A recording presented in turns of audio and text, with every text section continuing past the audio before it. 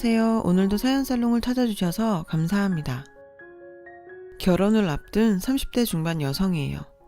전 살면서 한 번도 결혼에 대해 진지하게 고민해 본 적이 없어요. 그저 때가 되면 남들처럼 다 하게 되는 건 줄 알았거든요. 그래서일까요? 결혼보다는 제 앞에 놓인 인생을 살아내는 데 더 열중했어요. 대학을 졸업하고 4년간의 유학생을 마친 뒤에 한국에 돌아와 취업전쟁을 치르고 취직한 뒤엔 일 배우고 승진에 매진했어요. 남들보다 뒤처지지 않으려고 부단히도 노력했죠. 일 외에 다른 건 포기하다시피 하고 살다 보니 일적으론 어느 정도 성과를 이루었다고 자부해요. 하지만 그렇게 숨가쁘게 달려오다 보니까 어느새 제 나이는 30이 넘어버렸어요. 아직 결혼이며 출산, 육아까지 뭐 하나 해결한 게 없는 상태로 나이만 먹고 있었죠. 반면 주위 친구들은 일찌감치 결혼해서 어떤 친구는 아이를 낳고 벌써 학부형이 돼 있더라고요. 뒤처지지 않으려고 앞만 보고 달렸는데 결국 해야 할 일은 하나도 못한 채 엉뚱한 데 시간만 쏟은 셈이 됐어요. 왠지 패배자가 된 기분이었어요. 그렇다고 꼭 결혼을 해야 한다고 생각했던 건 아니지만 상대적 박탈감 때문에 저도 모르게 결혼을 서두르게 됐죠. 그래서 발등에 불똥 떨어진 사람처럼 뒤늦게 결혼시장에 뛰어들어 주말마다 선을 보러 다녔어요. 취준생 시절 이력서를 쓰고 면접 준비를 하던 것처럼 최선을 다해 전투적으로 매진했죠. 근데 결혼은 노력한다고 해서 되는 게 아니더라고요. 책을 보고 전문가들의 코치까지 받아 엄청 준비하고 선자리에 나간다고 해서 꼭 결과가 좋은 건 아니니까요. 일적으로 몇 번 보고 끝날 사이도 아니고 평생을 같이 살 사람인데 그런 노력만으로 관계가 형성되겠어요? 번번이 실패를 거듭하자 하루는 저를 담당하던 커플 매니저가 학력을 낮춰보는 게 어떻겠냐고 하더라고요. 남자들이 고학력 여성은 좀 피하려고 한다나요? 그래서 프로필에 박사 학력을 지우고 석사 졸업으로 올렸어요. 그러다 얼마 뒤 학사까지 학력을 내렸죠.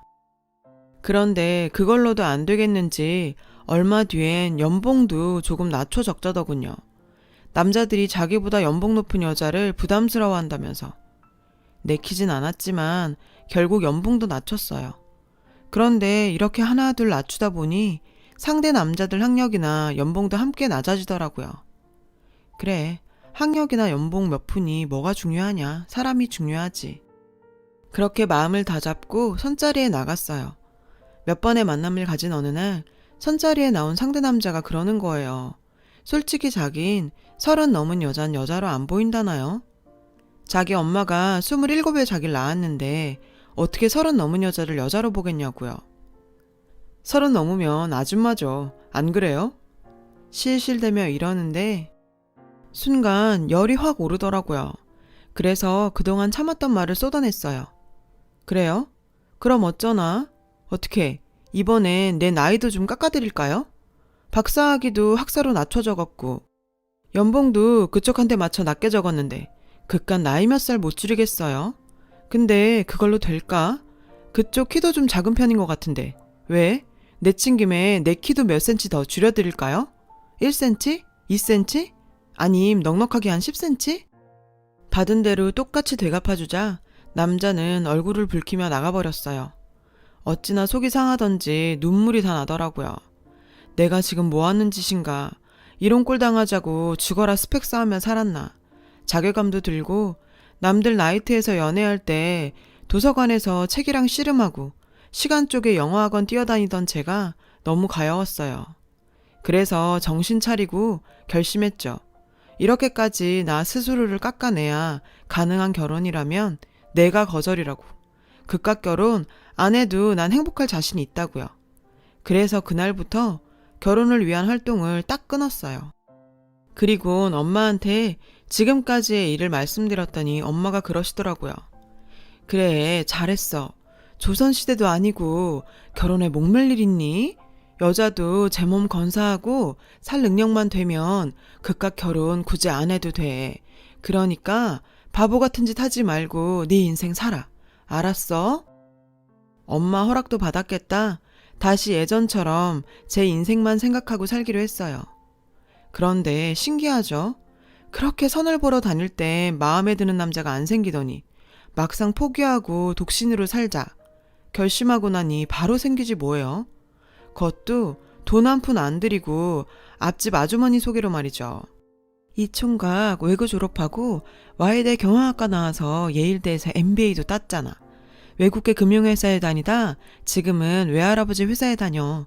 키도 훤칠하고 얼마나 잘생겼나 몰라.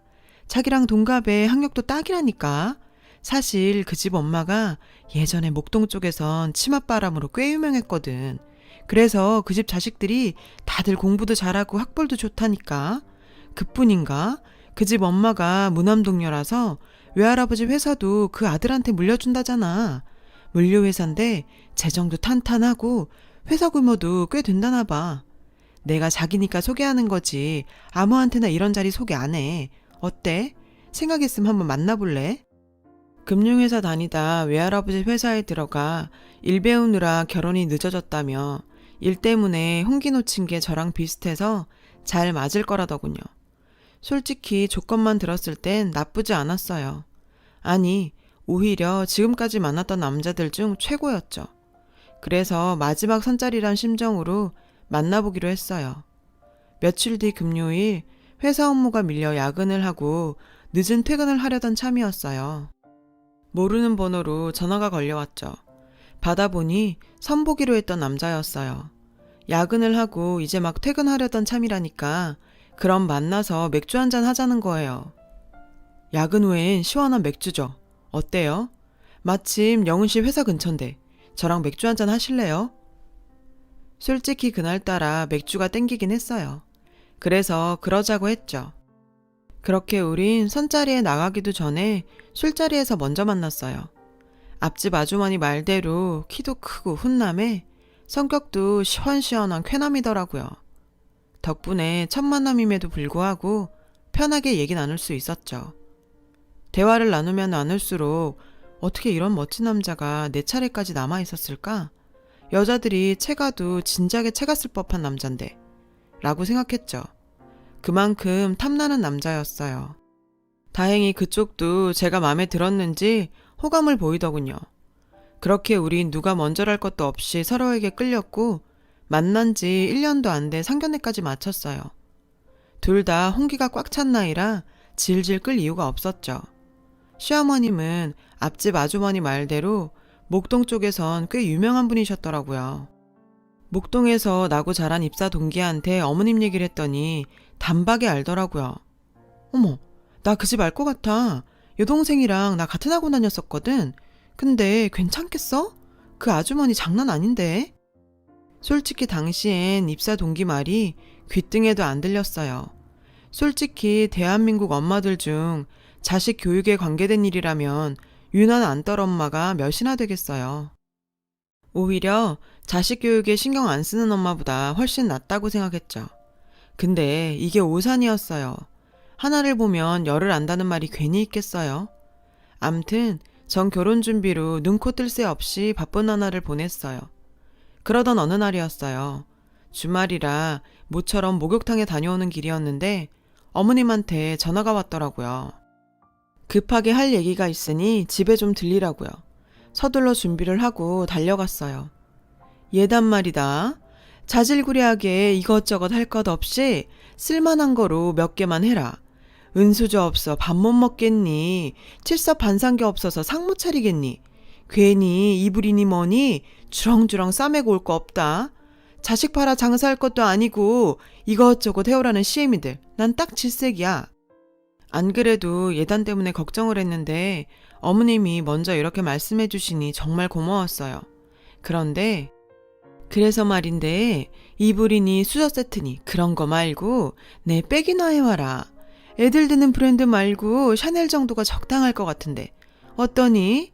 물론 나이나 품위로 봐선 에르메스가 낫겠지만 나도 자식 키우는 입장에서 그 정도까지 바라면 염치 없는 거고. 순간 망치로 뒤통수를 맞은 것처럼 띵했어요. 기껏 생각해주는 것처럼 생색은 다 내더니 샤넬이 웬 말이에요? 근데 웃긴 건 그 다음이에요. 참, 요즘 예물은 다들 생각한다더라. 어차피 세트로 바리바리 맞춰봐야 촌스러워서 안 쓰잖니. 게다가 도둑이라도 들어봐라. 홀라당 잃어버리기밖에 더해. 죽 써서 개 주는 것도 아니고. 그러니까 그냥 신용만 해라. 이거 가져가서 네가 원하는 걸로 사. 어머님은 예물을 하라며 돈봉투를 건네셨죠. 어머님 앞에서 액수를 확인하는 건 도리가 아닌 것 같아서 일단은 받아서 백에 넣었어요. 근데 세상에, 집에 돌아와 엄마한테 돈봉투를 전해드렸더니 봉투를 열어보신 엄마가 깜짝 놀라시며 아무래도 사돈이 수표를 잘못 넣어 보내신 것 같다고 정중히 말씀드리고 돌려드리라는 거예요. 도대체 얼마가 들어있길래 그러냐고 물었지만 엄마는 대답을 안 하셨죠. 할 수 없이 제가 직접 봉투를 열어봤더니 글쎄 딸랑 10만원짜리 수표 한 장이 들어있는 거예요. 10만원이요. 그래서 바로 어머님께 전화를 드렸죠. 돈 봉투를 확인해보니 10만원이 들어있더라고. 아무래도 수표를 잘못 넣으신 것 같다고 했더니 대뜸 어머, 얘 너 웃긴다? 너 무슨 애가 그렇게 돈을 밝히니? 솔직히 그 나이에 내 아들 같은 남자 가당키나 하니? 예물은커녕 지가 집 사들고 와도 시원찮을 판에 뭐? 예물비가 잘못 들어와? 10만원이라도 넣어준 게 어디냐는 생각은 안 들던? 지쳐지는 생각도 않고 쪼르륵 전화를 걸어선 돈 더 내놓으라고 따지는 거야 뭐야. 사람이 양심이 있어야지. 난 더 할 말 없으니까 끊자. 기가 막히더군요. 10만원은 실수가 아니라 작정하고 보낸 돈이었어요. 신용만 하라더니 이건 뭐. 신용은커녕 금반지 하나 살 돈도 안 되는 걸 보내놓고 오히려 적반하장이더라고요. 군대 선임이 100원짜리 하나 주면서 음료랑 빵이랑 소시지까지 사고 50원 남겨오라고 했다던 우스갯소리보다 더한 일이었죠. 그제야 제 결혼을 걱정하던 입사 동기가 떠올라 시댁 평판 좀 알아봐달라 부탁을 했어요. 그랬는데 맙소사 동기로부터 전해들은 얘기는 상상을 초월했어요. 인물, 학벌, 스펙 뭐 하나 빠지는 게 없는 남자가 어떻게 지금까지 싱글일까 생각했었는데 제가 완전히 속았더라고요. 제가 속은 거에 비하면 얼마 전 어머님이 제게 했던 뻔뻔한 행동은 일도 아닌 거였어요. 글쎄 알고 보니 그동안 얘랑이는 2번이나 파혼을 했더라고요. 모두 어머님 탓이었죠. 말도 안 되는 예단을 요구하는 건 기본이고 심지어 도박빚을 갚으려고 예비사돈 댁에서 돈까지 빌려 쓰곤 나몰라라 하기도 했다더라고요. 그 일로 소송도 걸리고 결국 파혼까지 했고요. 그뿐이 아니었어요. 저랑 결혼 얘기가 오가는 중에도 어머님은 주변에 혼처를 알아보고 다녔더라고요. 얘랑이 선짜리 나가길 거부하자 회사에 데리고 가서 억지로 만나게 했죠. 워낙 행실이 천박하고 도박에 빠져 정신 못 차리는 바람에 친정 아버지로부터 의절까지 당한 상태더라고요. 상황이 이렇다 보니 아들 결혼을 빌미로 어떻게든 도박 자금을 챙길 생각뿐이었던 거죠. 샤넬백도 현금으로 돌리려고 필요했던 거고요. 갈등이 됐어요. 얘랑이 자체는 놓치고 싶지 않은 남자인데 시어머니 자리를 보면 절대로 얽히고 싶지 않았으니까요.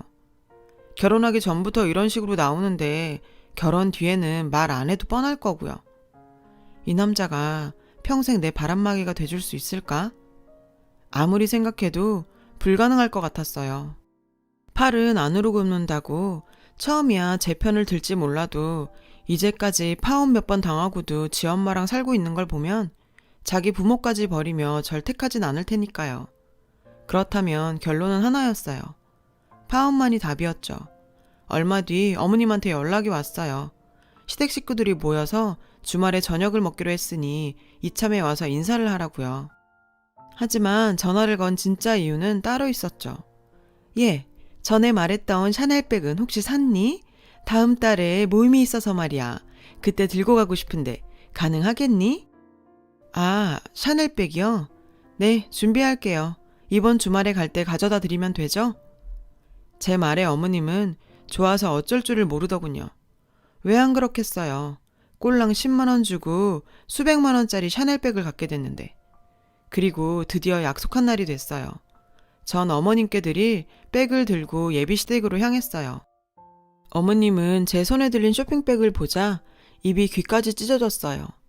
그리곤 어서오란 말도 없이 쇼핑백을 낚아채곤 안으로 들어갔죠. 집 안에는 시댁 식구들로 가득했어요. 시고모님들과 작은아버님, 사촌 동생들까지 잔뜩 모여 있었죠. 다들 반갑게 절 맞아주셨어요. 어머님은 그 와중에 백을 꺼내 들곤 식구들 앞에서 자랑을 해댔죠. 역시 딱 내 취향이야. 스타일이 나랑 너무 잘 어울리지 않아? 어머님은 백을 들고 시고모들 앞에서 한껏 자랑을 했어요. 그때였어요. 부러운 눈으로 시어머니 손에 들린 백을 보고 있던 시누이가 황당한 표정으로 외쳤어요. 뭐야? 이거 샤넬백이 아니라 채널백이잖아. 짝퉁이네, 짝퉁. 그제야 어머님은 눈이 동그래져선 백을 이리저리 살폈어요. 그리곤 얼굴이 확 구겨졌죠. 이런, 진짜 짝퉁이잖아. 얘, 너 이게 어떻게 된 거니? 간도 크지? 어떻게 예단을 짝퉁으로 가져올 생각을 해? 니네 부모님도 이 사실을 아니? 알고 네 손에 이딴 걸 들려보낸 거냐고? 아니 어떻게 경우 없이 이런 짓을 해? 어머님도 참, 경우 없긴 어머니만 하겠어요. 예물하라고 꼴랑 10만 원 주시곤 예단으로 700만 원도 넘는 샤넬백을 사오라니 이보다 경우 없는 짓이 어딨겠어요. 그래서 어머님이 주신 10만 원으로 짝퉁백 사드렸는데 왜? 마음에 안 드세요? 딱 어머님 취향이라면서요. 제가 봐도 어머님한텐 샤넬보단 채널이 제격인데 안 그래요? 뭐? 너 지금 그걸 말이라고 해? 이게 우리 집을 무시해도 정도가 있지. 지금 뭐 하는 짓이야? 그럼 어머님은요? 저 몰래 저 사람한테 선짜리 나가라고 강요하셨다면서요. 회사까지 여자들 데리고 가서 강제로 선보게 하셨고요. 그뿐인가요? 저희 엄마한테 돈까지 꾸셨더라고요. 1,000만 원이나. 일주일만 쓰고 주신다더니 3개월이 지났는데도 안 갚으시고 이젠 아예 저희 엄마 전화도 안 받으신다면서요. 제 말에 예랑이는 버럭 소리를 질렀어요. 엄마, 이게 다 무슨 소리야? 엄마 또 도박해?